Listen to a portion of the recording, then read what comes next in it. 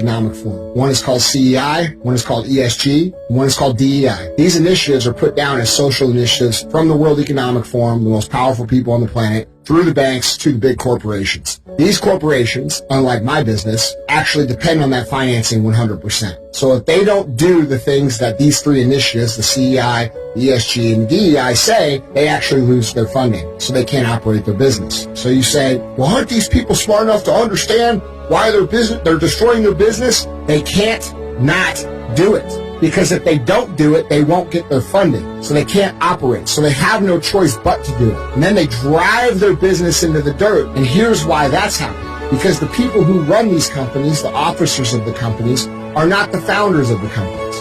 These are people that are many generations removed and many degrees of caring about the actual brand removed. All right?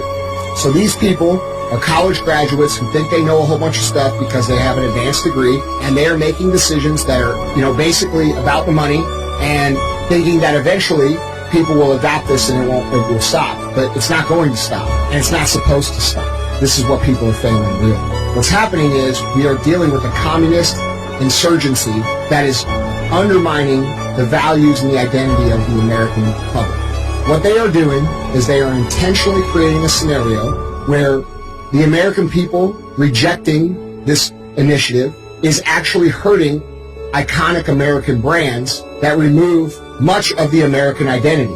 So when you name these companies off, all of these companies represent America when you think of them traditionally. So now they're removing part of the identity, which is part of the communist process called demoralization. If there's less identity in America, there's less to fight for, which makes it easier to conquer. All right? Then on top of it, one of the goals of communism is to create two classes of people, very poor and very rich. And so what they're doing here is they are getting the American public to cancel their own companies that actually hurts their own neighbors who are good, hardworking American people. Because the people at Bud Light at the top are not the ones feeling the pain here. It's the delivery drivers. It's the hardworking red, white, and blue Americans that believe the same motherfucking shit that you all believe, who are getting fired or laid off or losing because of this. So they have run an operation to push this initiative down through the companies intentionally, where the companies cannot resist it because they're required to do so for their funding, knowing